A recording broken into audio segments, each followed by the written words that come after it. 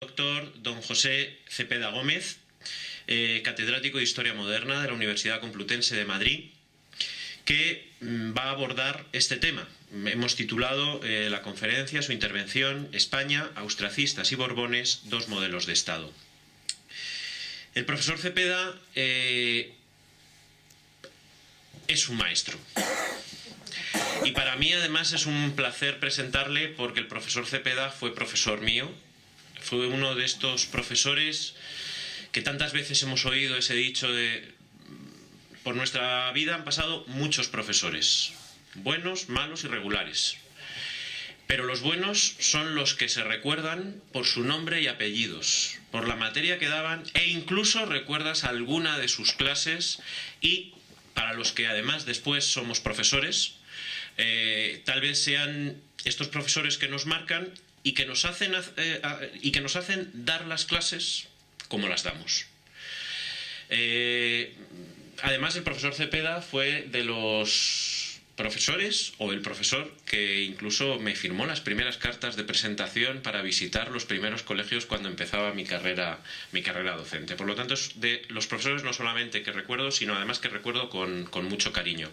Y recuerdo muchas de sus clases, y una en especial relacionada con el tema, en la que cuando estábamos estudiando, acercándonos a la Guerra de Sucesión y a los decretos de Nueva Planta, y después de ver todo el tema, un compañero de clase originario de Extremadura, pues levantó la mano y le dijo al profesor: a mí me gustaría que, además de ver la posición de crítica a los decretos de Nueva Planta por las reformas llevadas a cabo en la Corona de Aragón, ¿qué efecto tuvo en otras zonas? Y el profesor Cepeda le invitó a presentar ese otro punto de vista a él mismo, a este alumno.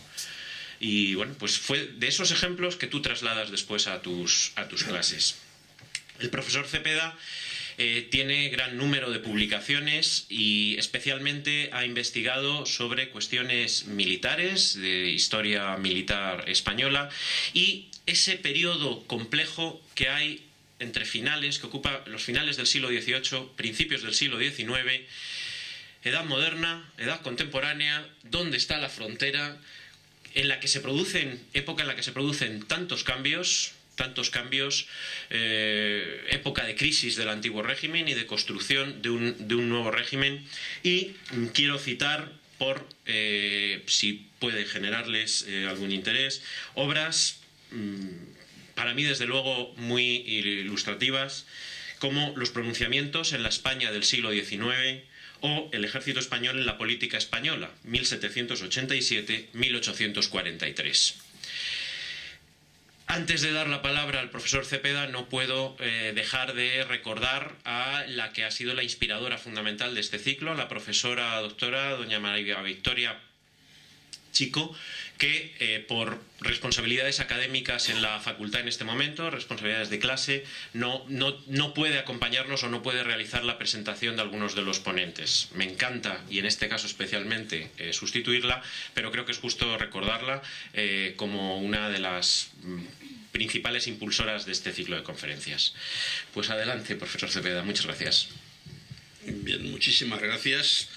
Da gusto venir a mi casa, porque recuerdes, eso no lo ha dicho José Miguel, que yo soy colegial de este colegio desde el año 76, lo comentaba hace un rato, y mi padre incluso lo fue desde el año 42 hasta que murió como colegial de honor.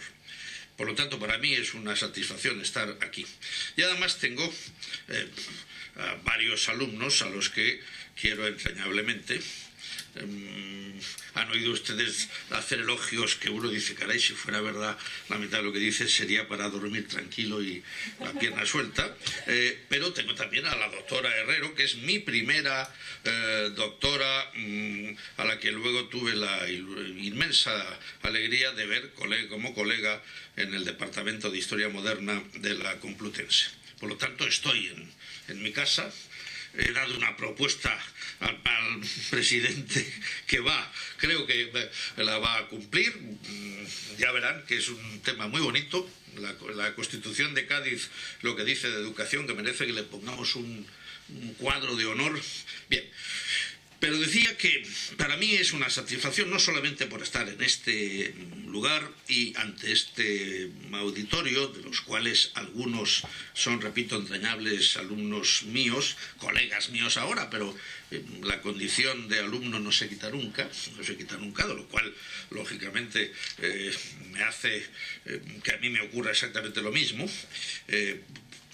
Pero además es que es un tema en el que yo desde hace mucho tiempo, curiosamente, aunque es verdad que trabajo fundamentalmente al final del 18 o comienzo del 19, pero por ejemplo el tema de la nueva planta siempre me ha llamado la atención. De hecho, en un librito, un manual del 18 que hicimos la doctora Capel y yo, la doctora Capel ahora es directora de mi departamento y compañera mía desde hace 40 y tantos años. Nos conocimos cuando yo estudiaba en el Instituto Padre Suárez y ella en el Ángel Ganivet. Y en un libro que tenemos, en una colección de Historia de España, el capítulo de la Guerra de Sucesión, voy a leerles algunos párrafos míos. Curiosamente ha tenido cierto éxito. Les voy a decir por qué, porque me han plagiado sin citarme, y eso es lo mejor que puede ocurrir a alguien cuando uno ve en internet que alguien dice si esta frase me suena. Bueno, eso es lo mejor que puede ocurrir. Ya verán lo que quiero decir cuando hablo de mi interés por la nueva planta. Pero en el ciclo que se llama La vertebración de un Estado, lo primero que yo voy a hacer es leerles algo. Podía haberlo hecho al final, pero voy a leerles un texto que incluso algún alumno de máster me miró con cierta extrañeza cuando, sin darles el texto, dije que los reyes católicos no querían ser llamados reyes de España. Bien, Hernando de Pulgar, en la crónica de los reyes católicos de 1490, en el capítulo 86, de la guerra que el clavero de Alcántara y la condesa de Medellín hicieron en favor del rey de Portugal, página 151, lo digo, es simplemente esto, no voy a decirles más citas, pero es para que vean que no me invento nada. Tengo aquí incluso la fotocopia de la crónica de Reyes Católicos. Dice lo siguiente: platicóse a sí mismo en el consejo del rey y de la reina cómo se debían intitular. Como quiera que los votos de algunos de su consejo eran que se intitulasen reyes y señores de España, pues sucediendo en aquellos reinos del rey de Aragón eran señores de toda la mayor parte de ella, pero determinaron de lo no hacer e intituláronse en todas sus cartas de esta manera: don Fernando, doña Isabel, por la gracia de Dios, rey y reina de Castilla, de León, de Aragón, de Sevilla, de Toledo, de Valencia, de Galicia, de Mallorca, de Sevilla, de Cerdeña, de Córdoba, de Córcega, de Murcia, de Jaén, del Algarve, de la Algeciras, de Gibraltar, conde y condesa de Barcelona, señores de Vizcaya y de Molina, duques de Atenas y de Neopatria, condes de Rosellón y de Cerdania, marqueses de Oristán y de Gociano, etc. Es decir, los reyes católicos no quisieron ser llamados reyes de España. Sobre este tema hay, por cierto, un debate interesantísimo en donde se han buscado diversos argumentos, pero lo que está claro, y fíjense bien, por eso un alumno de máster de una cierta afiliación, iba a decir política, poco menos que me acusó de que yo estaba inventándome cosas. Le dije que si los reyes católicos no fueron reyes de España, ¿por qué ellos no quisieron? Se debatió en su consejo y dijeron que no. Es probable, también es verdad, es probable, sobre esto han escrito incluso textos bastante extensos profesores, sobre todo de historia del derecho, Suárez, José Ángel Sesma, etc. Hay toda una serie de temas de profesores que han tratado de verlo. Pero, independientemente de ello, lo que parece claro es que no quisieron perder precisamente esa larga serie de denominaciones que en su intitulación, y recuerden que hasta el siglo XVIII todos los reyes la mantienen. Por cierto, para no armar lío, lo dejaré así muy bajito, los Borbones en algún caso también en alguna ocasión aparecen y mantienen todavía esa intitulación, curiosamente, lo cual ya plantea un problema más complejo, porque ahí sí que parece que ya tiene otra significación distinta de la que tiene en el siglo XV y en el siglo XVI y XVII, en donde evidentemente, repito, ninguno de los reyes van a querer ser llamados así. No quieren ser llamados reyes de España. Cuidado, otro dato. En el sepulcro de los Reyes Católicos de Granada, ustedes pueden leer la Capilla Real, uno de los lugares más bellos del mundo, aunque su hijo, su nieto Carlos V, que saben ustedes, dijo que le pareció una iglesia de mercaderes, de ahí no tenía buen gusto. Quizá estaba pensando en el Escorial, recuerden que la idea del Escorial es de Carlos V, no de Felipe II. Pues bien, en la Capilla Real de Granada, ¿cómo se menciona a Isabel y Fernando? Fernandus Aragonum et Elisabetha Castelle. No se alude a España. Es decir, los reyes católicos, incluso en su tumba, no son llamados reyes de España.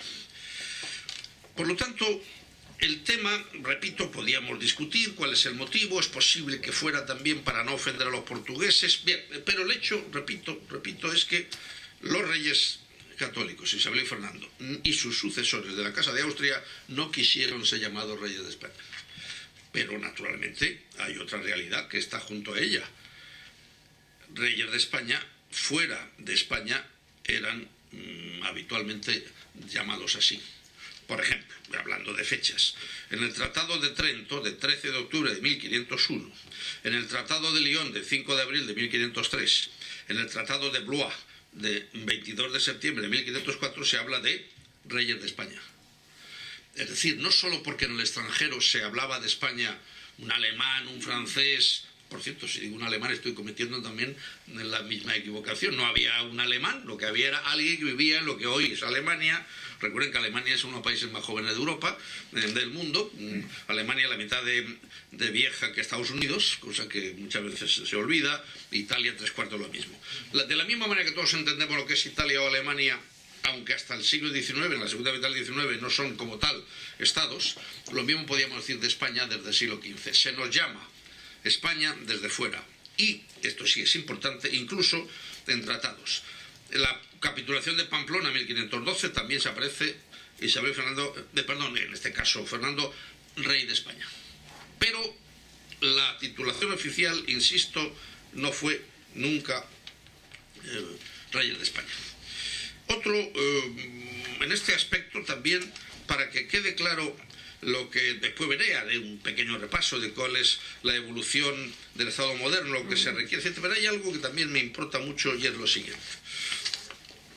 Felipe II, fíjense bien, Felipe II en 1585 abandona Madrid para dirigirse a Aragón, acompañado de buena parte de su corte. Una relación de este viaje da noticia de la bienvenida que tomó el texto de mi colega, el doctor Bouza, que cogió un documento que decía: mucha gente comarcana, bailando y cantando con mucha alegría, tributó a la comitiva, al alcanzar las primeras tierras aragonesas, una bienvenida especial. Llegado el rey hasta los términos, se dio paso a una ceremonia perfectamente organizada por la que, en presencia de Juan de Lanuza el Viejo, Justicia Mayor de Aragón, los alcaldes y alguaciles y toda la justicia de Castilla es obligada a poner sus varas de justicia en el suelo, según costumbre antigua, porque Aragón es otro reino. Felipe II, 1585. Bien, evidentemente podríamos decir, por ejemplo, que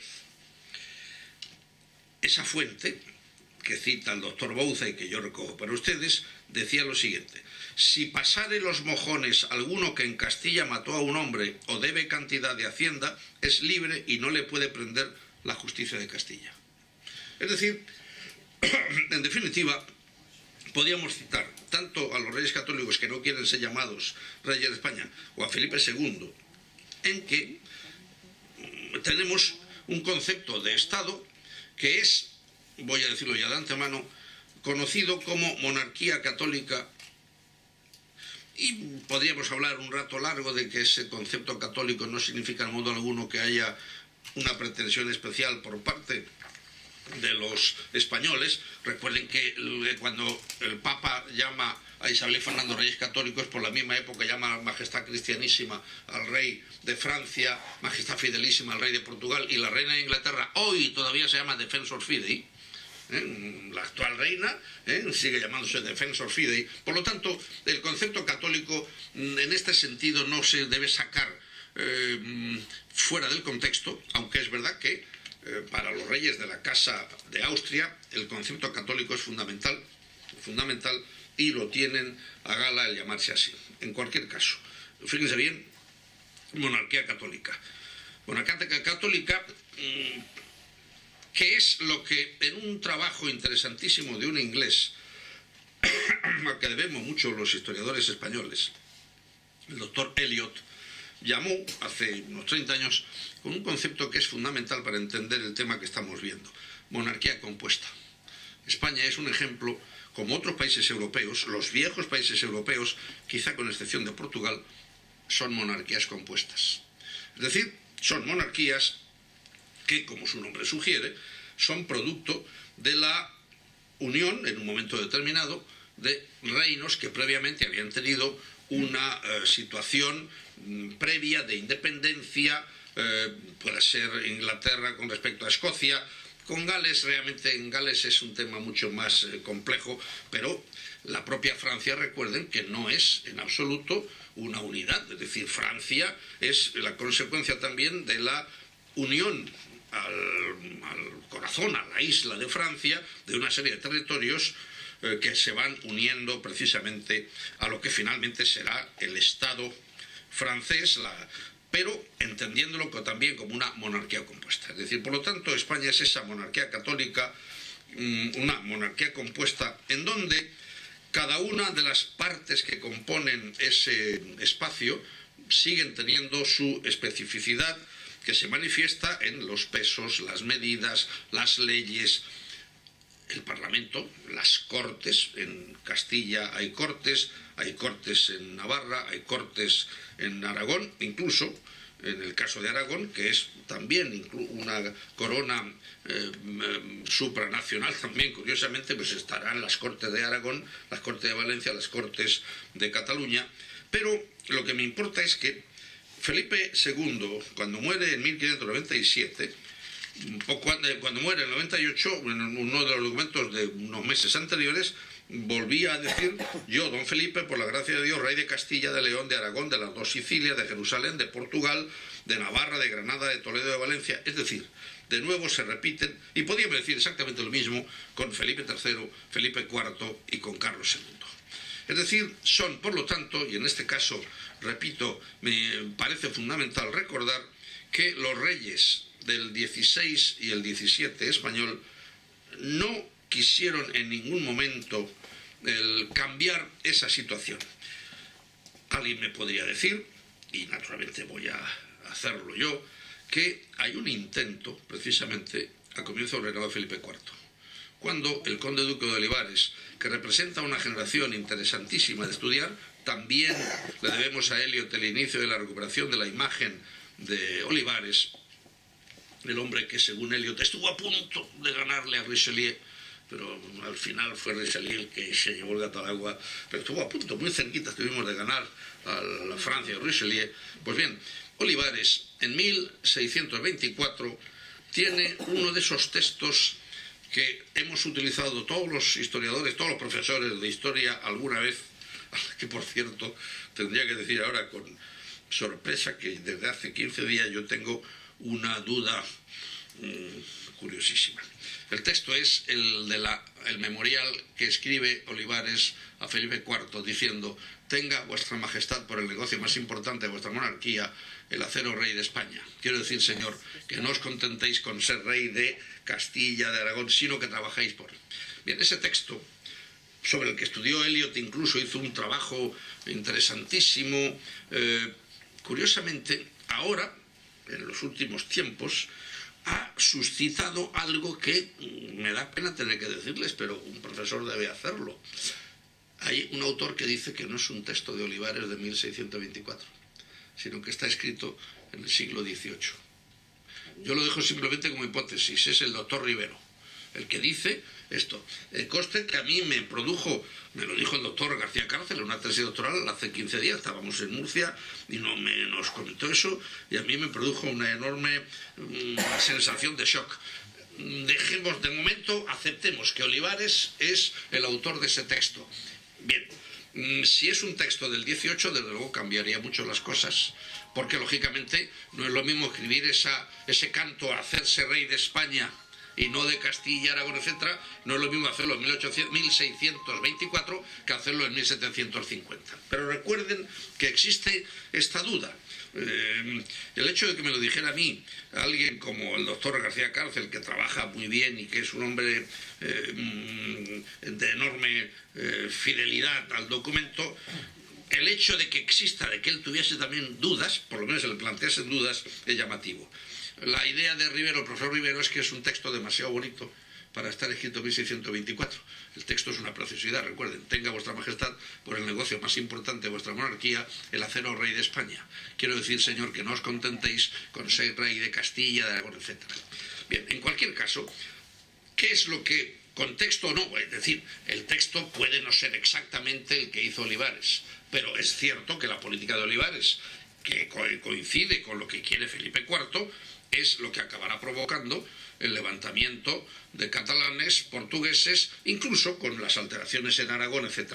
Es decir, contexto o no, ojalá sea falsa la pretensión de que no lo escribió Olivares, pero lo que es evidente es que la política, la primera vez que se cuestiona el ordenamiento plurinacional de la monarquía hispánica, de la monarquía católica, es con Felipe IV.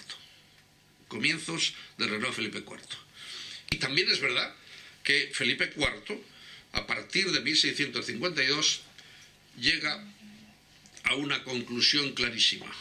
Cuando ordena incluso a su hijo que físicamente reciba las llaves de Barcelona, dándole un abrazo al conseller en cap que va a rendir, como era propio de la época, la ciudad, entregándole las llaves y arrodillándole, el hijo de Felipe IV, recuerden, su hijo natural, Juan José de Austria, personaje interesantísimo en la España del XVII, obliga a levantarse en un teatral y barroco acto, y lo importante no es el que le levanten ese acto en 1652, es que desde 1652 hasta 1700 no hay el menor problema en la monarquía de reinos entre Madrid y la corona de Aragón.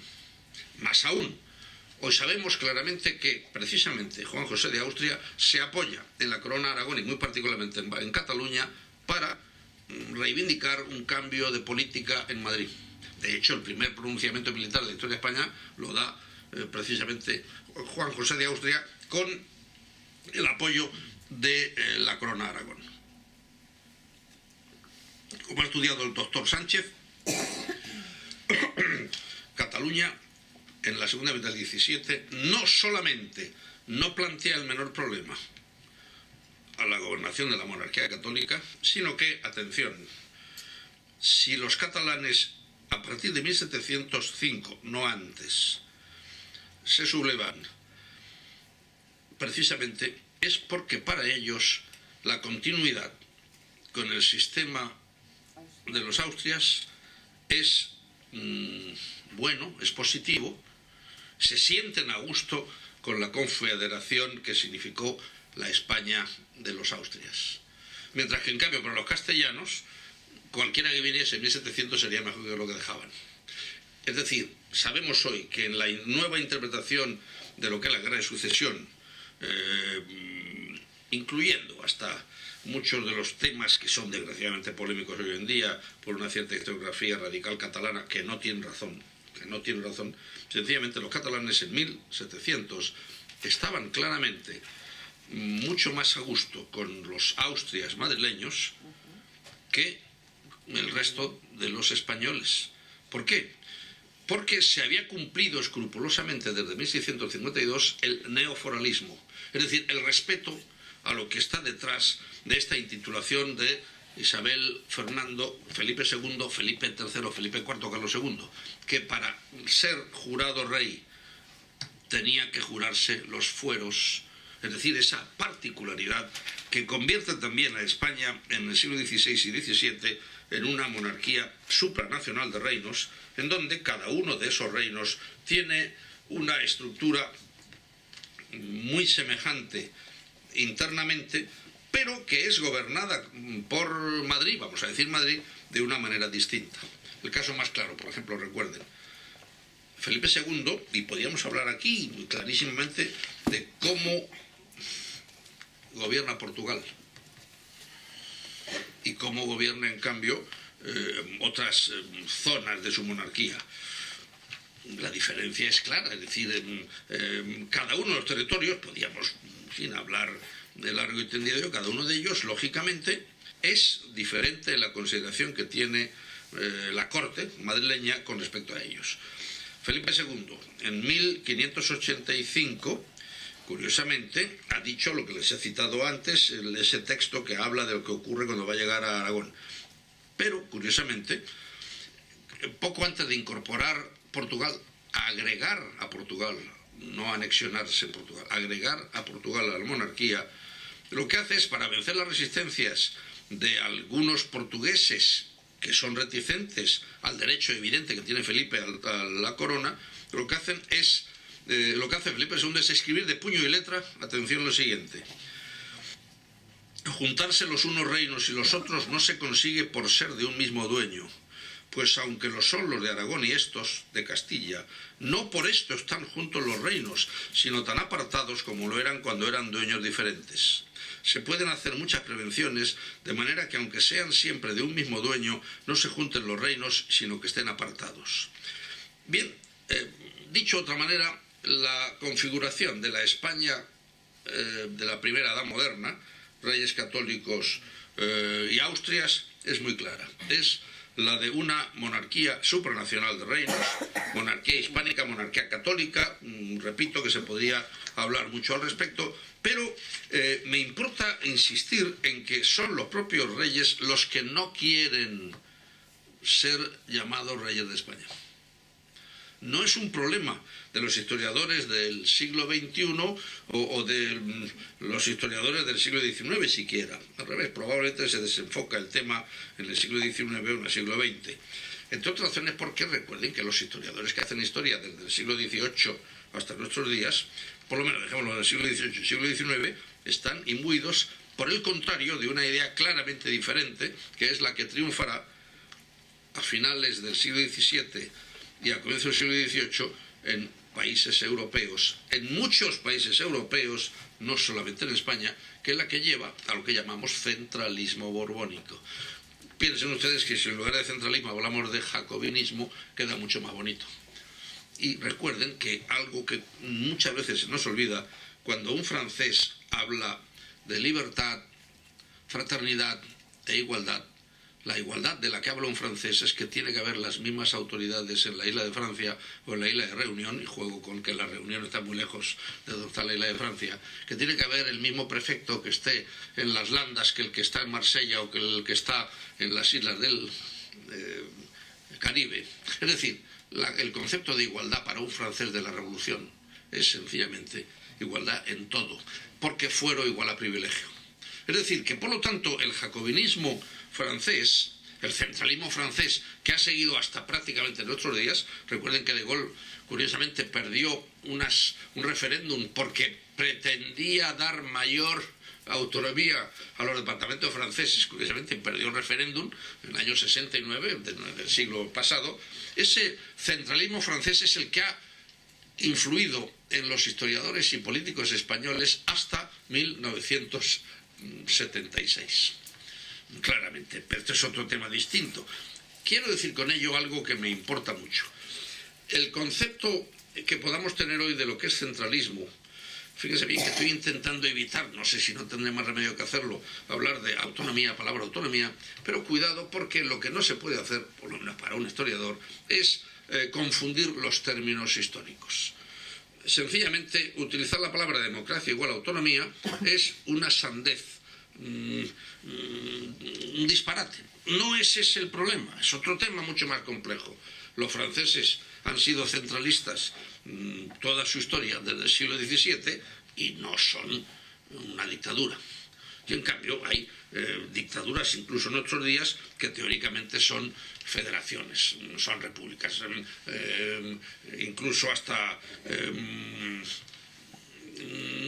con estados formando parte de federaciones. Es decir, la palabra igualdad en política para un francés es la que llegó a la mayoría de los políticos españoles del siglo XIX, y les recuerdo que el único grupo político que en el siglo XIX, curiosamente, entronca claramente con lo que sería el pensamiento de los Austrias, es el carlismo. Y el carlismo, aunque hay también, que no se me enfade nadie, aunque hay un carlismo progresista, pero el carlismo en el siglo XIX es básicamente un carlismo ultraconservador. Fíjense bien lo que quiero decir, afortunadamente, yo lo creo así, por eso Espartero tiene tantas calles en Madrid, tantas plazas. Recordad que Beta Bilbao es por la batalla de Bilbao y Luchana es por... Pues bien, los liberales del siglo XIX, por influencia francesa, son claramente jacobinos, son claramente centralistas. Con lo cual, su interpretación de la transformación que se produce en España entre el siglo final del XVII y comienzo del XVIII está mediatizada por ese sentimiento. Pero, a su vez, ¿quiénes han hecho la historia de España desde el siglo XVIII hasta el siglo XIX?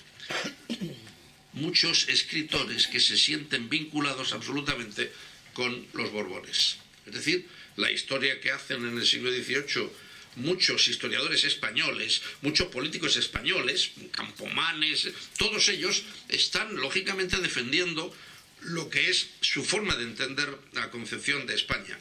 Bien, es decir, una España centralista radicalmente distinta a la que hemos visto hasta ahora. Pero, aunque luego volveré sobre ello, quisiera recordar también otra cosa fundamental. Es que ese centralismo no es solo español. Aunque volveré sobre ello. Enero de 1707. ¿Alguno de ustedes recuerda qué gran acontecimiento se produce en algún lugar del occidente europeo? Nace un nuevo Estado. Lo he oído en bajito. La Gran Bretaña. Enero de 1707. Junio de 1707 es el primer decreto Nueva Planta. Es decir, los ingleses antes, varios meses antes que nosotros, ponen en marcha un proceso. Eso sí, en Inglaterra se edulcora de tal manera que nadie habla del centralismo inglés. Pero les recuerdo que desde 1707 hasta que Tony Blair hace 20 años devolvió a Escocia sus poderes, los parlamentarios escoceses no iban a Edimburgo, sino que iban a Londres. ¿Cómo se consigue eso? Se ha dicho muchas veces, es que se consigue porque en España hubo una guerra, etc. Cuidado, a los escoceses que no eran partidarios de la Unión se les machacó durísimamente durante gran parte del siglo XVIII.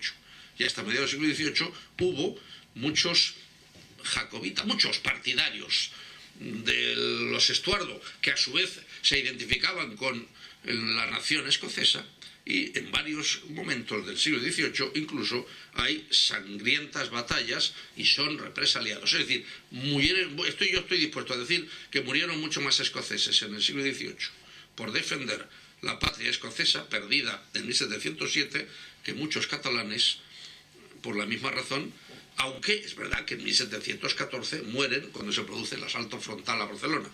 Probablemente los defensores de Barcelona que mueren, y lo hacen brillantemente, vaya por delante, seguramente no serían más allá de 1000. Son muchos miles de escoceses los que en el siglo XVIII mueren por esto. Pero en cualquier caso, quedémonos con el dato.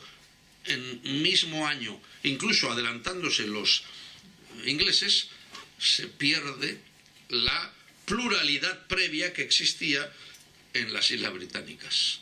En el caso de Irlanda, para que le voy a contar lo que significa, Irlanda es víctima de la opresión inglesa históricamente y tal. Pero quiero decir que quede claro, si pudiéramos insistir, veríamos que hay muchos países de Europa occidental que en los últimos años del 17 y comienzo del 18 están buscando, ¿el qué están buscando? Están buscando lo que han pretendido todos los poderes desde el siglo XV, aunque lo han ido haciendo de una manera más sutil, porque cuidado, también debería decir ahora, no creo que se me pase, que cuando se habla de esta España, de la monarquía hispánica o monarquía católica, de reinos y tal, no debemos olvidar que también hay un mito que conviene repasar, y es que no eran precisamente instituciones democráticas las cortes de cada uno de esos reinos. Como ha dicho España, que es un historiador portugués interesantísimo, cuando se habla de las cortes,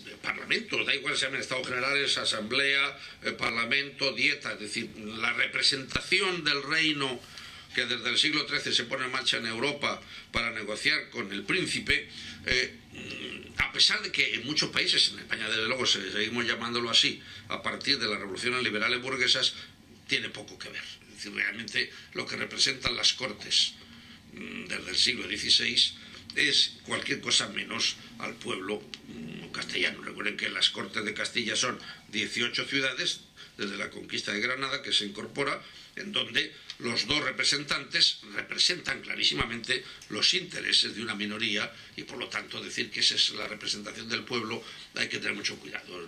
Se nos va muchas veces, como cuando hablamos de democracia griega, y nos olvidamos que afectaba al 2% de la sociedad. Pero bueno, es un tema que es muy bonito de decir, pero en la práctica no es tal.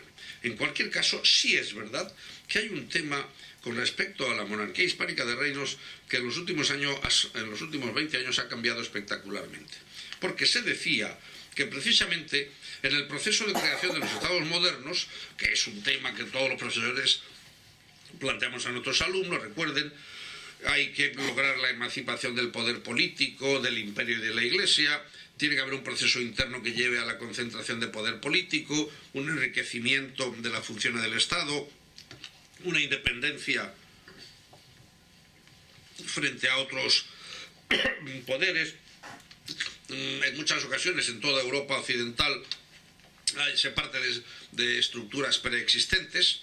Por lo tanto, hay muchas veces que hay instituciones creadas en la Edad Media que van a continuar. Los consejos, tema fundamental, los consejos ya existen en la Edad Media, aunque sean Isabel y Fernando y luego Carlos V quienes los remodelen y los reconstruyan. En cualquier caso, este proceso tiene naturalmente una serie de puntos de los que conviene no olvidarnos, para ver cómo incluso se puede llegar a la afirmación rotunda de algunos historiadores del derecho que dicen que lo que se consigue en la Edad Moderna, incluyendo el siglo XVIII, no es un Estado. Es otro concepto. Verán, no existe una perfecta objetivación del poder de las instituciones. No hay una constitución escrita, con lo cual ningún país europeo, ninguno, tiene en la Edad Moderna un texto que diga realmente cuáles son derechos, deberes del ciudadano, etc. Son una serie de normas que se justaponen unas con otras. Por otro lado, hay incoherencias, duplicaciones, indefiniciones, imprecisiones, vacíos, conflictos de poder en todos los organismos de los países a los que incluso llamamos creadores del Estado moderno, que son Portugal, Francia, Inglaterra y la monarquía de Isabel y Fernando. Por otro lado, hay una vigencia del derecho común, derecho tardo imperial. Recuerden, curiosamente, Justiniano vuelve a aparecer como los textos de Justiniano que llegan a través de las universidades, pero hay muchas cuestiones que nos hacen pensar que aún el ejercicio del poder es muy complejo, ni siquiera es homogéneo. Como les he dicho antes, no es lo mismo cómo gobierna Felipe II Portugal que cómo gobierna Castilla, por ejemplo, o cómo gobierna Navarra. Es decir, que hay una falta de homogeneidad incluso en el ejercicio del poder.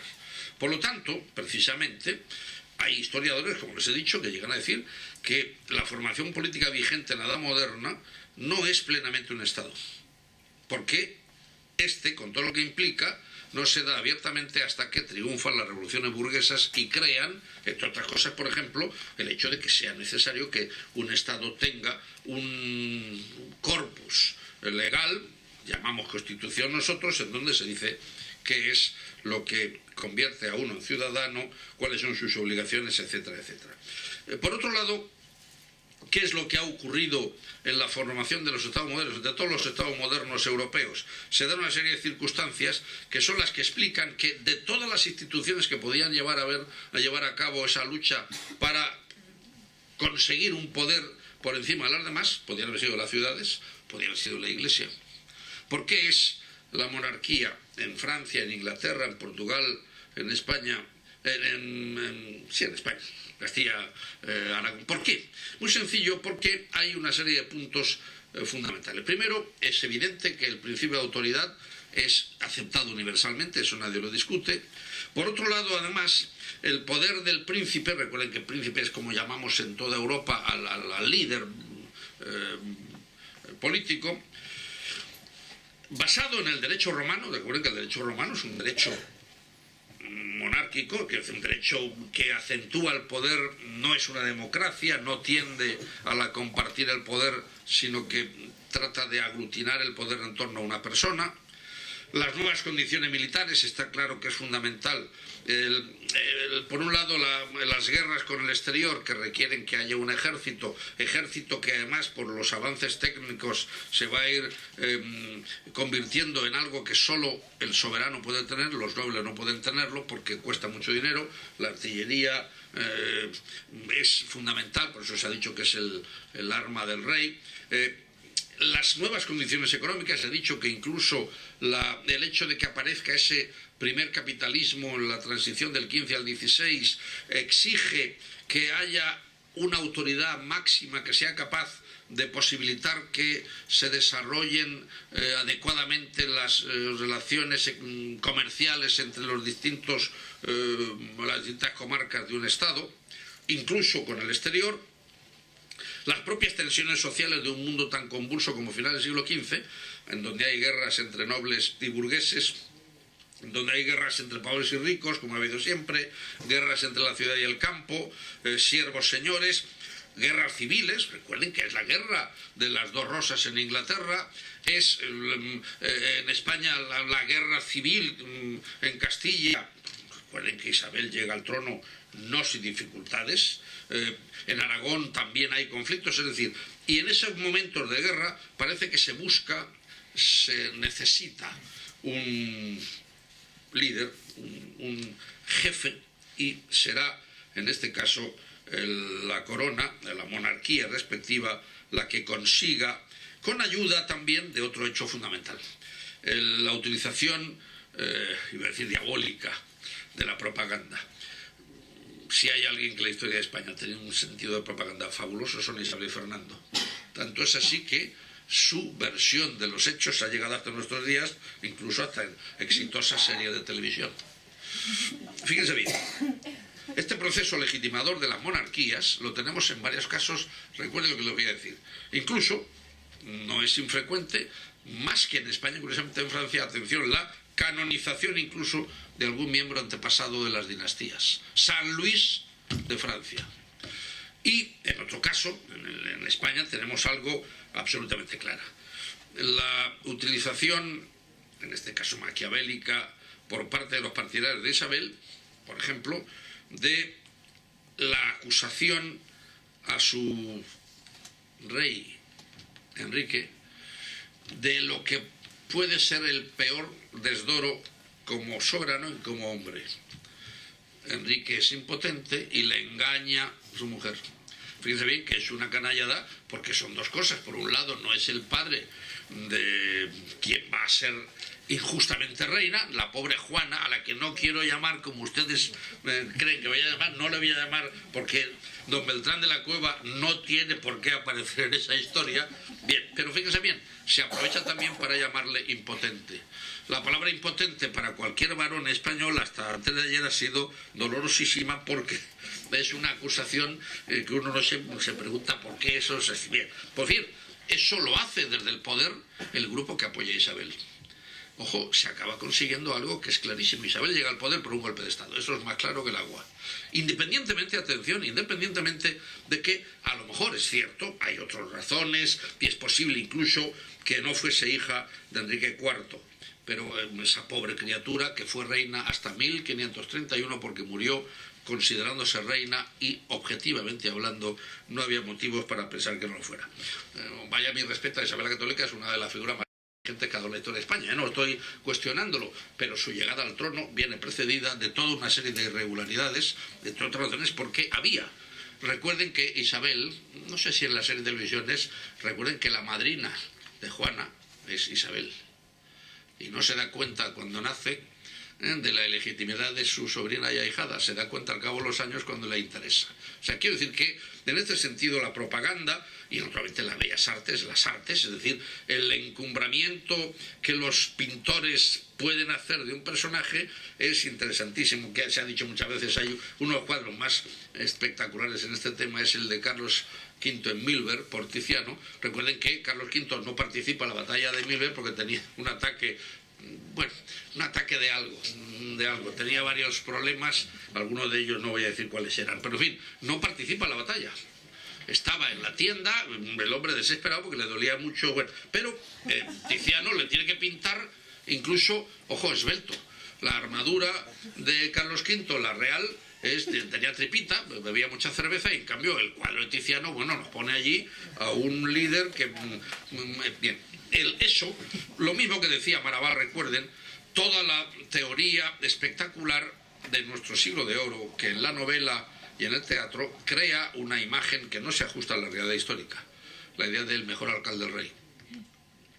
O esa idea curiosa que queda en parte de la literatura de muchos países europeos, desde luego España clarísimo, de elogiar al rey, incluso poco menos que el rey es el defensor del pueblo frente a las brutalidades de la nobleza. Eso no es verdad. Lo que la literatura del siglo XVI y aún el XVII pone de manifiesto no es cierto. Es decir, el rey, desde Fernando e Isabel, lo que van a hacer es apoyarse lógicamente en la nobleza.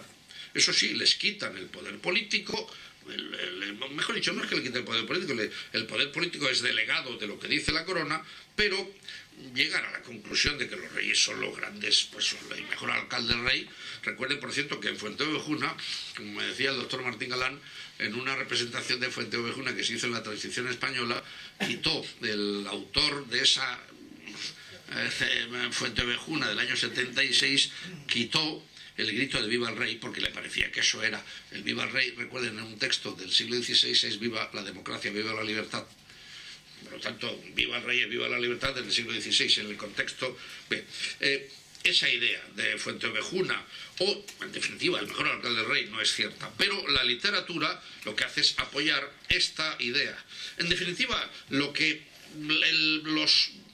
las coronas, porque son las coronas las que llevan a cabo ese proceso de constitución de los estados modernos europeos desde finales del XV y a todo lo largo del XVI, estará marcada por una serie de principios que naturalmente van a tener que enfrentarse a otros problemas. Por ejemplo, hay que dominar la nobleza, comprándola, hay que dominar las ciudades, que también es importante, y con respecto al exterior se enfrentan a dos grandes poderes que van a ir dejando de serlo en esa primera etapa de la Edad Moderna. En el XVI y en el XVII lo siguen teniendo, a partir de la segunda mitad del XVII desaparece. Westfalia significa, entre otras cosas, que el imperio y la Iglesia pierden la fuerza que habían tenido hasta entonces. Pero este estado que se crea en Occidente y en España, claramente desde Isabel y Fernando, perfeccionado por Carlos V,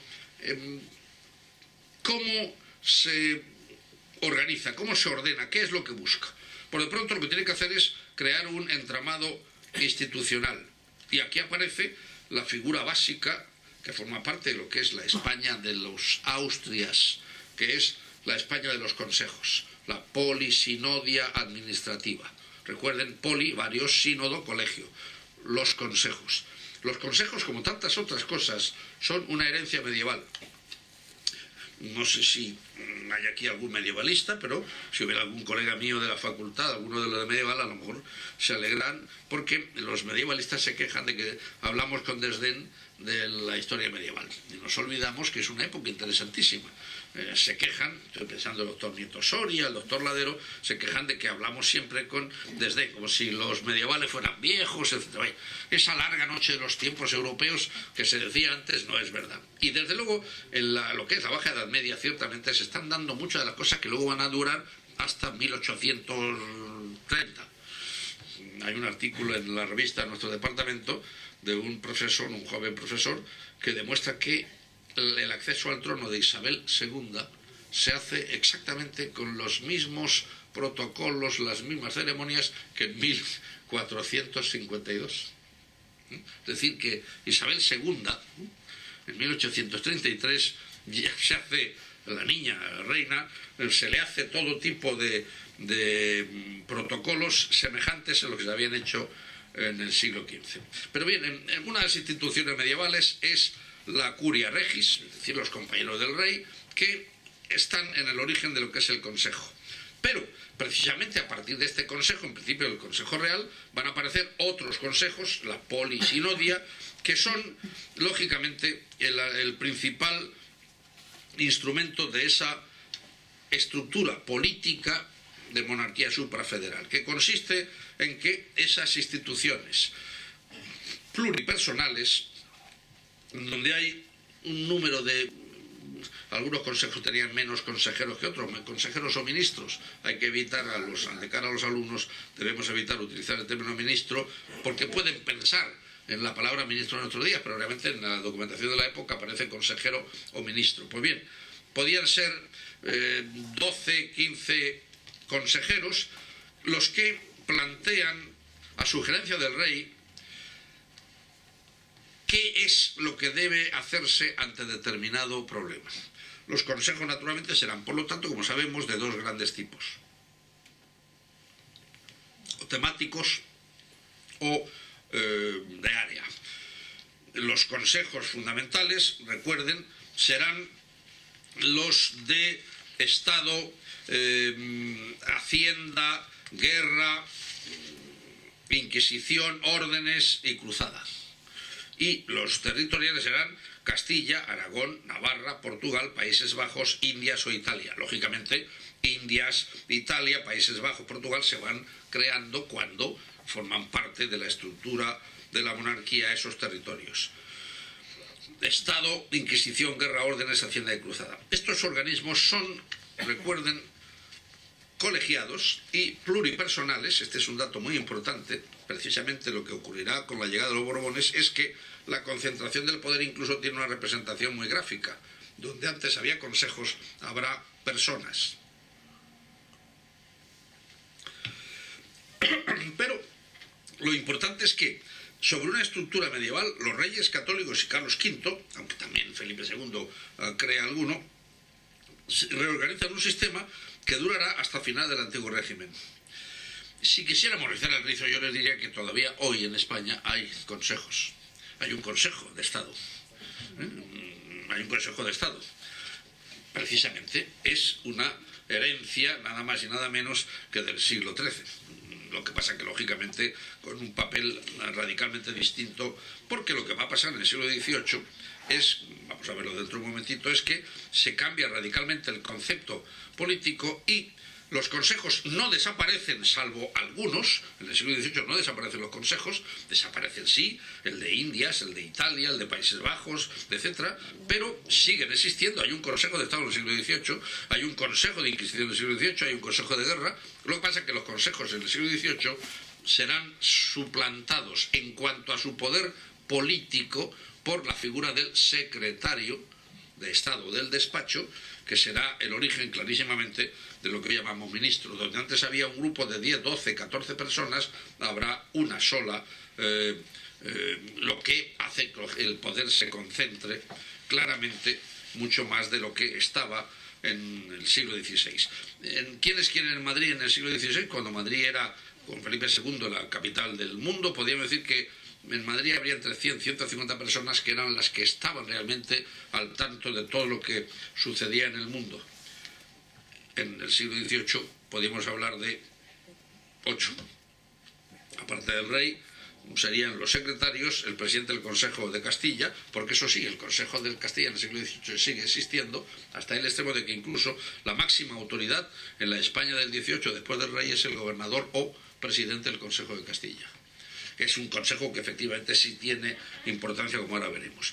En la creación del Estado moderno, incluso en el caso de aquellos países que son los principales de Europa Occidental, que son plurinacionales, que son monarquías compuestas, el siguiente paso, después de la creación del entramado institucional, en que el Consejo es el organismo básico, hay luego un énfasis especial en la justicia. Y aquí sí que hay un tema importante, es la incontestable superioridad de la justicia real.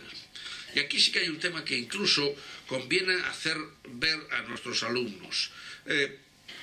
Lo que ocurre en toda Europa occidental es que los reyes acaban consiguiendo, en unos lugares antes que en otros, que cualquier juez, de los muchos que hay, incluso los jueces señoriales, tengan claro que el último autor de esa ley, el que en nombre de quien se hace esa ley, es precisamente el rey. El rey es la última instancia en la administración de justicia y precisamente por eso se puede apelar a lo que son las dos grandes instituciones de la administración de justicia, en el caso español, que serían las chancillerías, la de Valladolid y la de Ciudad Real, pasada luego a Granada, que van a durar durante todo el antiguo régimen, o las audiencias, que tienen un ámbito menor. En cualquier caso, recuerden que el derecho a apelar a la justicia real no se pierde jamás en la historia española, incluso aunque el régimen señorial domine cronológicamente todo el antiguo régimen, el régimen señorial desaparece precisamente al comienzo del siglo XIX, pero es evidente que hay un hecho que nadie discute, es la superioridad de la justicia real, aunque también aquí tenemos, como les decía antes, esa complicada situación de lo que es el Estado, entre comillas, en el 16 y el 17, y aún el 18, es que sigue habiendo diversas justicias, jurisdicciones especiales.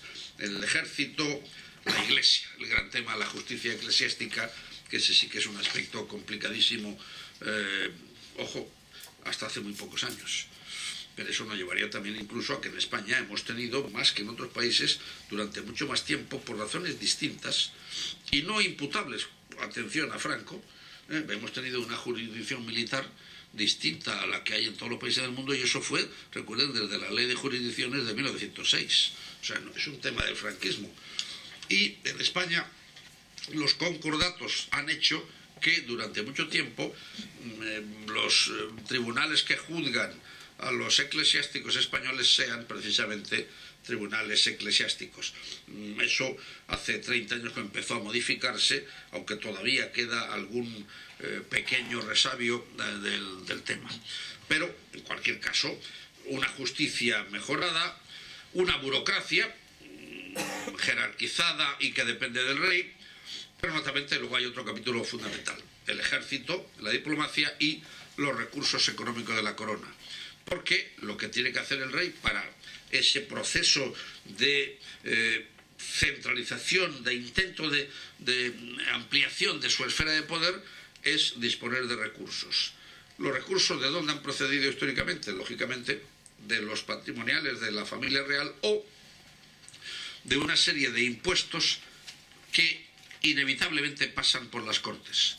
Por eso, y aquí nos encontraríamos con el tema de las Cortes, la construcción del Estado moderno, que ha dado lugar a toda una serie de trabajos en los últimos años que son muy llamativos. ¿Qué son las Cortes?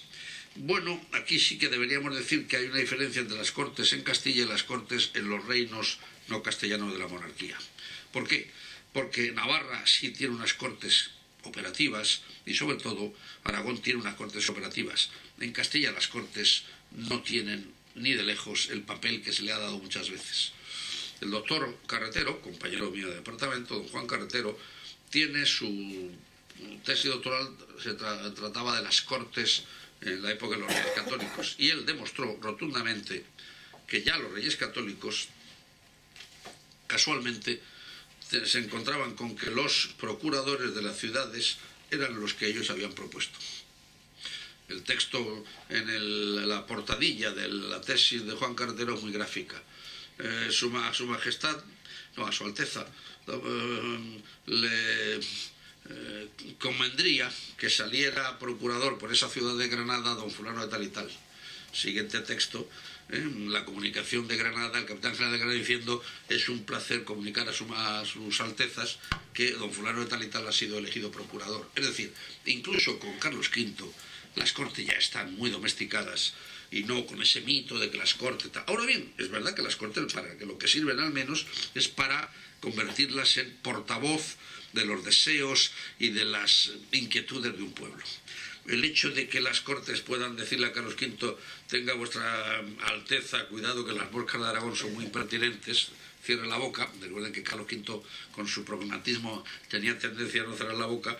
Eso no deja de ser más que una pequeña gamberrada de un procurador aragonés. Pero en cambio, que le digan a Felipe II, tenga vuestra majestad a bien el retirarse de Europa, porque si los herejes se quieren perder, que se pierdan, allá ellos, es un dato muy revelador. Es decir, las críticas, por lo menos las Cortes, sirven de portavoz de algo, un deseo extraño de algunos representantes de alguna parte de la sociedad española.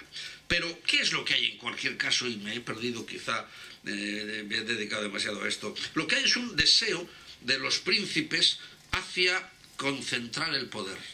En todas las partes del mundo, de Europa, lo que se quiere es que haya un poder cada vez más fuerte, con lo cual la evolución hacia el absolutismo va a tener, desde luego en España, un claro proceso que se inicia con los Reyes Católicos, incluyendo los Reyes Católicos, continúa con Carlos V, con Felipe II.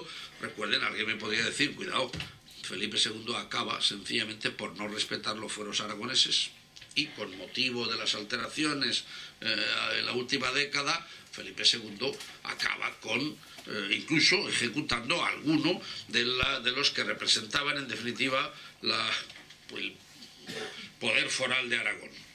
Es verdad que es el pretexto, se lo da la ayuda que han hecho Antonio Pérez los aragoneses, pero el hecho es que Felipe II no cumple lo que él ha dicho que iba a cumplir. Por otro lado, Felipe IV intenta acabar con ese sistema plurinacional, con la unión de armas, aunque luego se tenga que venir abajo. Por cierto, 1652, ese neoforalismo, ¿a qué se debe? Porque hay dos interpretaciones. Una es que en Madrid la Corte llega a la conclusión de que nos hemos equivocado, es mejor esta idea de sociedad plurinacional de reinos, o es que no puede hacerse de otra manera. Es decir, Felipe IV y Carlos II aceptan la continuidad de ese sistema plurinacional porque lo creen superior o porque no pueden hacerlo de otra manera.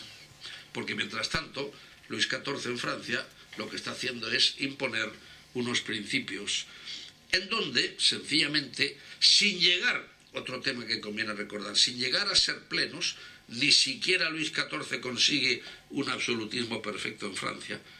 En 1789 todavía había zonas de Francia que no tenían las mismas leyes que París. Fíjense bien lo que digo, 1789, ni siquiera en Francia, en la Francia de la Revolución, se había conseguido el pleno absolutismo y centralismo total. De la misma manera que no resisto una cosa que le voy a decir al doctor Artola. España es el único país de Europa que jamás ha sido centralista al 100%.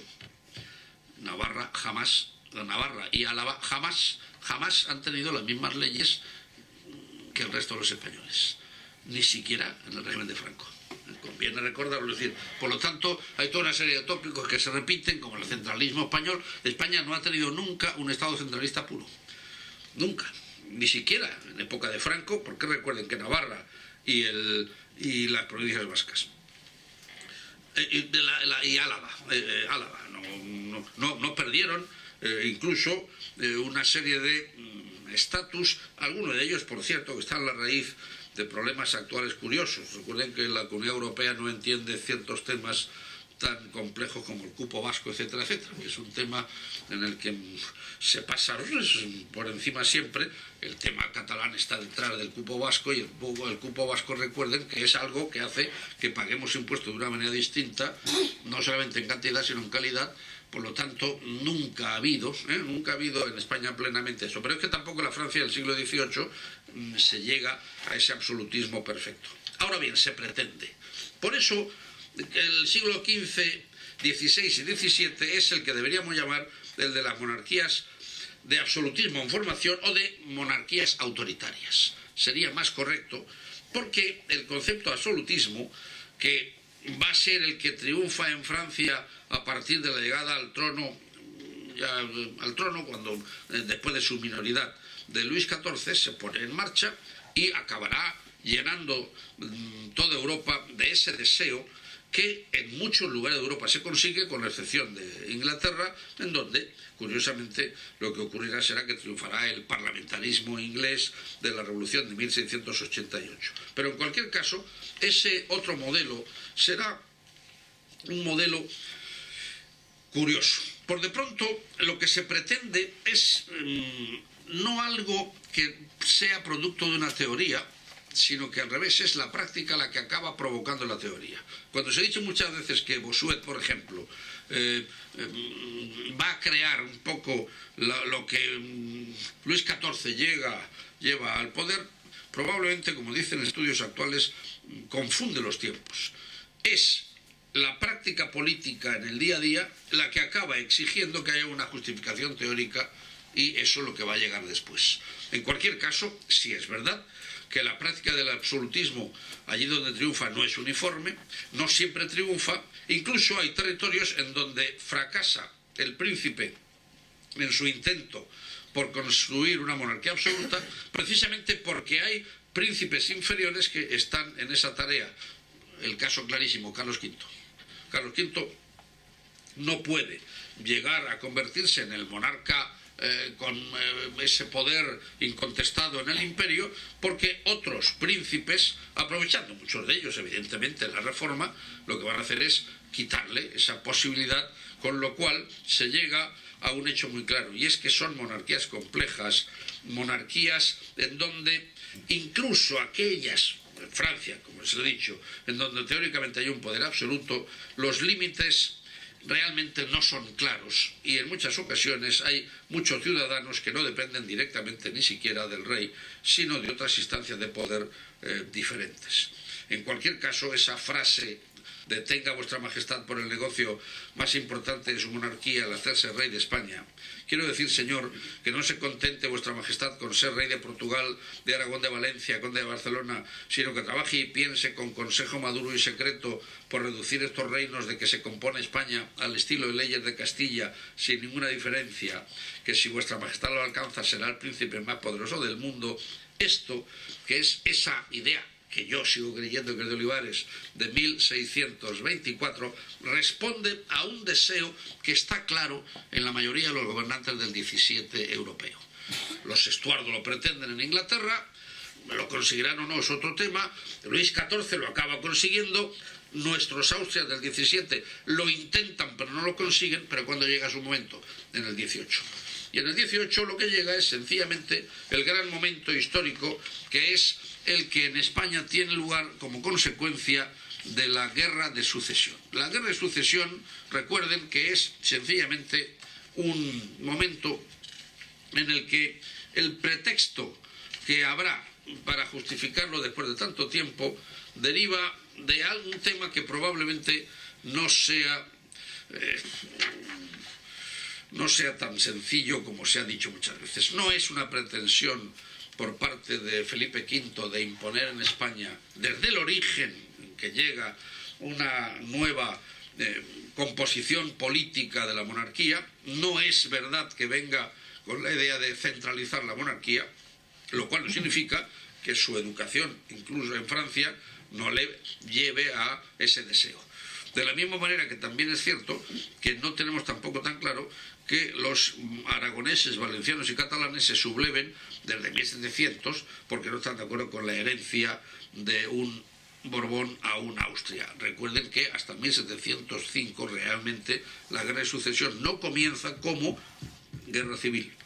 Tendrá que ser al hilo de la participación de los ingleses y de la flota inglesa que desde Portugal ataca las costas españolas. Es decir, la guerra civil se convierte en esa guerra civil a posteriori de la guerra internacional, que es en cambio la que ha hecho, por ejemplo, que Felipe V se vaya en 1701 a luchar ¿a dónde? A Italia.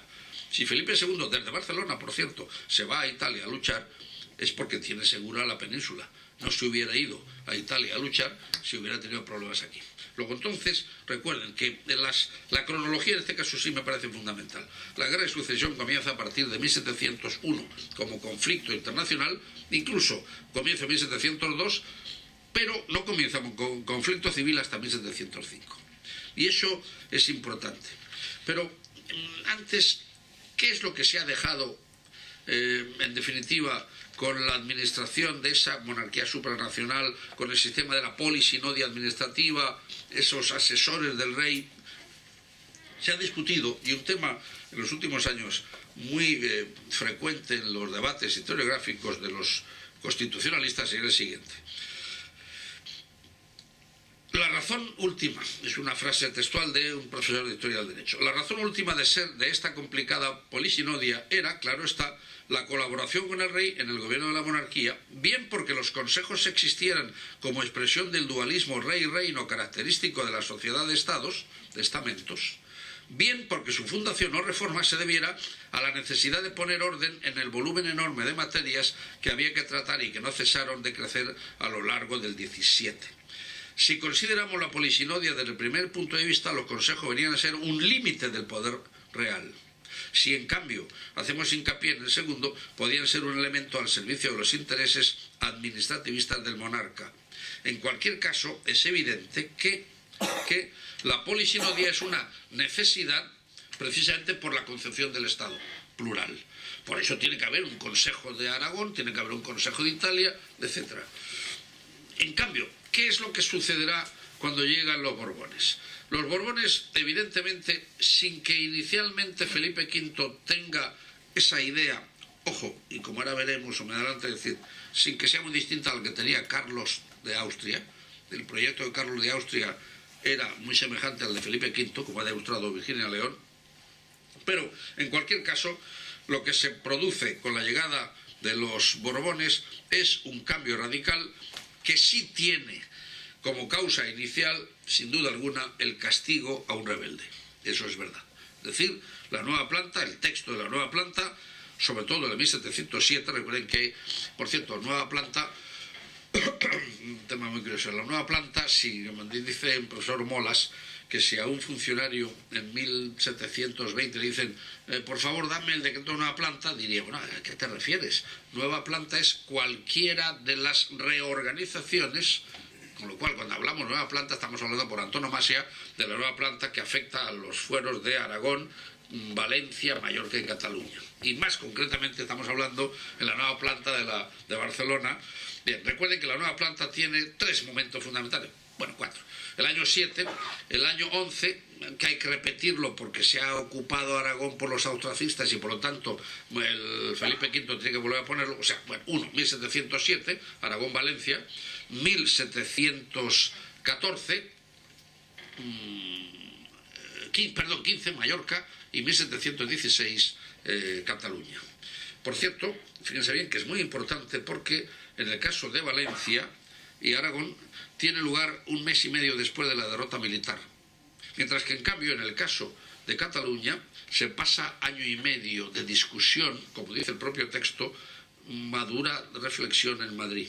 Es decir, no es inmediata la nueva planta en Cataluña a como lo ha sido en Aragón y Valencia. La idea incluso de castigo aparece rotundamente en 1707, por la rebelión que cometieron Bengoa. En cambio, en el caso de Cataluña se habla de madura reflexión. Bien, ¿qué representan la nueva planta? Que es lo que en definitiva mejor nos ayuda a entender lo que es esa transformación del Estado de los Austrias, plurinacional, federativo, sería incluso una confederación de reinos, a lo que significa el triunfo de esa llamada centralización borbónica.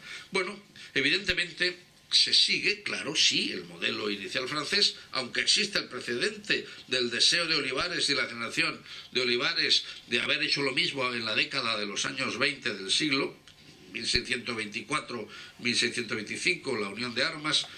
En cualquier caso, lo que se va a crear por los Borbones es una administración, una alta administración, caracterizada sobre todo, recuerden, por la aparición de unas figuras unipersonales, unas instituciones unipersonales, los secretarios, el nombre oficial sería secretario del despacho de secretarios, que serán fundamentalmente 5, fundamentalmente secretario de Estado, secretario de Guerra, secretario de Marina e Indias, secretario de Gracia y Justicia y secretario de Hacienda. estos 5 secretarios, hay veces en que hay 6, hay veces en que se reduce 1, pero en cualquier caso estos secretarios son, en definitiva, los que sustituyen a los consejos.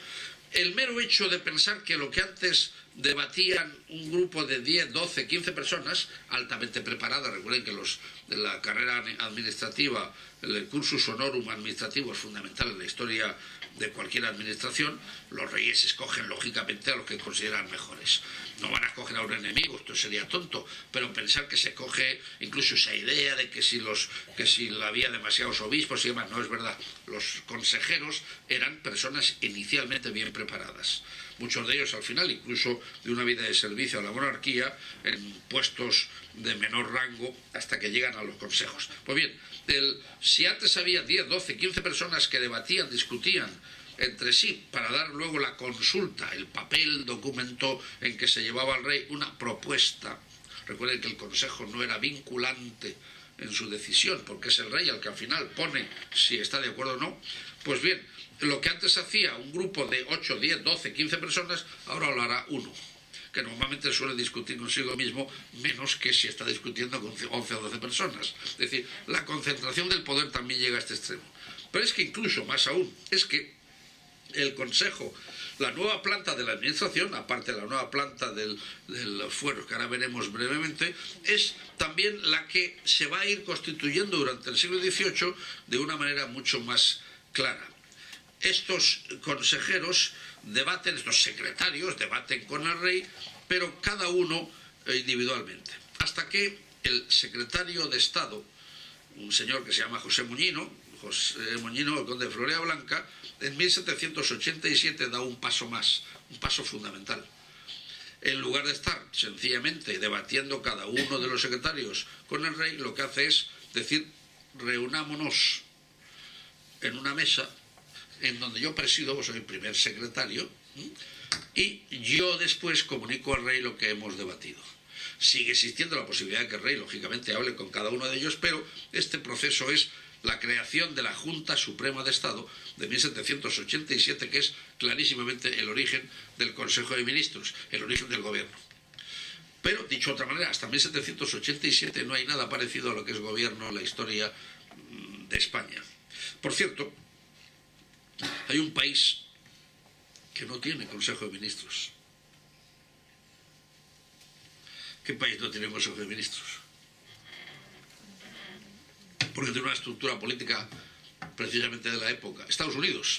En Estados Unidos no hay Consejo de Ministros. El presidente no tiene un gabinete que se reúna obligatoriamente una vez a la semana, como lo tienen todos los países donde hay un Consejo de Ministros, que en Francia, en Inglaterra, se llamará el premier al primer ministro, pero en el fondo la estructura del gobierno, lo que llamamos gobierno, en Estados Unidos como tal, el gobierno tiene una configuración radicalmente distinta, que es la de la época de fundacional norteamericana, precisamente 1776, 1783, es decir, curiosamente esto. Pero estas reformas administrativas necesitarán también, desde el concepto de centralización, necesitará una serie de funcionarios. Por ejemplo, aparecerá una figura esencial, el intendente, que es el que hace que en los lugares, las intendencias, una intendencia sería mayor que lo que es una provincia hoy, transmitan lo que está diciendo Madrid. En cualquier caso, estas reformas tienen junto a ello un tema básico fundamental, y es sencillamente el de la articulación política española. Y aquí sí que hablamos de la reforma de la nueva planta, que es otra cosa distinta. ¿Qué es la nueva planta? La nueva planta consiste en que, en lugar de haber una federación de reinos bajo la figura máxima del soberano y con muy pocas unidades, muy pocas entidades que unan a todo el territorio, se ha dicho, recuerden que la Inquisición es una de las pocas cosas que une a todos los reinos de la monarquía. A partir de la nueva planta, Aragón, Valencia 1707, Mallorca 1715, Cataluña 1716, todos los reinos de la antigua corona de Aragón pasan a ser regidos. El texto dice como los reinos de Castilla. No es exactamente así, no hay una uniformidad tampoco, ni siquiera en la nueva planta, como se ha dicho, Por ejemplo, piensen que hay un aspecto esencial y básico de una enorme consecuencia en la historia española, incluso hoy en día. El derecho privado de la Corona de Aragón no se modifica. Y les recuerdo que el derecho privado, y estoy pensando en los jovencitos que hay aquí, es fundamental. Porque, entre otras razones, el derecho privado lo que regula nada más y nada menos que las herencias. Y no es lo mismo que en el derecho privado castellano, si un padre tiene 8 hijos, a los 8 hijos les tiene que dejar una parte, y en principio si no hace una modificación que no es fácil de hacer, cada uno de los 8 hijos tendrá eso. En Cataluña, en cambio, es solamente uno el que recibe todo. Ojo, el tema es un tema fundamental, pues bien, eso no se toca. Como tampoco se toca, atención, la lengua catalana, tal como se ha entendido muchas veces, no es verdad. Se lleva al lenguaje forense, al lenguaje judicial, pero en cambio no se prohíbe. El primer rey que dice algo contra la educación en catalán es Carlos III, no es Felipe V. Pero en fin, en cualquier caso, la nueva planta lo que impone es una reforma político-administrativa de corte castellano, sí, y sobre todo con una cierta militarización en la persona de muchos de los cargos que ocuparán en el siglo XVIII puestos de gobernación en Cataluña, Aragón y Valencia. Eso es verdad. Pero, por otro lado, también esto responde a algo muy claro, a la idea que está triunfando en muchos lugares, por ejemplo en Escocia, en donde se considera que de esa manera se logra, por ejemplo, ampliar el mercado nacional a lugares que antes estaban apartados de él. Es decir, hay en este tema un aspecto que conviene recordar y de nuevo podríamos decir que, como tantas veces se nos piensa distintos, bien, voy a leerles una frase de un profesor inglés, Speck, que al estudiar las circunstancias que llevan a la Unión Anglo-Escocesa de 1707 pone énfasis en los motivos económicos y escribe que el principal incentivo para persuadir a la Comisión Escocesa y al Parlamento de Edimburgo a aceptar la Unión fue la admisión de Escocia en la economía inglesa en términos ventajosos. Pues bien, sencillamente ese tema es el mismo que va a ocurrir también en España de otra manera, y es que Domínguez Ortiz, nuestro gran Domínguez Ortiz, dice que las ventajas derivadas de la abolición de los fueros, sobre todo la desaparición de la anacrónica línea fronteriza que como una inmensa cicatriz atravesaba España de norte a sur, separando a través de multitud de puestos aduaneros Castilla y Aragón, va a ser al cabo uno de los grandes hechos del siglo XVIII. Domínguez nos dice que parece evidente que a la momentánea intención vengativa se unió otra de más largo alcance que se suponía benéfica. El primer Borbón decretó para sus vasallos renuentes la nueva planta como una medicina amarga y a la vez salutífera. Y Domínguez termina con una de las frases más bellas que yo recuerdo de mi antiguo profesor del Instituto de Granada, don Antonio Domínguez Ortiz, nuestro grandísimo historiador, el mejor historiador del siglo XX español seguramente, que dice lo siguiente: más chiquita que el imperio, más grande que Castilla, España es la más excelsa creación del siglo XVIII. Precisamente porque se consigue transformar el Estado plurinacional de los Austrias en el Estado tan vilipendiado de los Borbones, que seguramente requiere que hagamos algunas reflexiones al respecto. Recuerden, España, más chiquita que el imperio, más grande que Castilla, es la más excelsa creación de nuestro siglo XVIII. Disculpen que me he pasado más tiempo del debido, lo siento. Es que tenemos el problema de las clases de hora y media de la facultad, nos está maleducando, es verdad.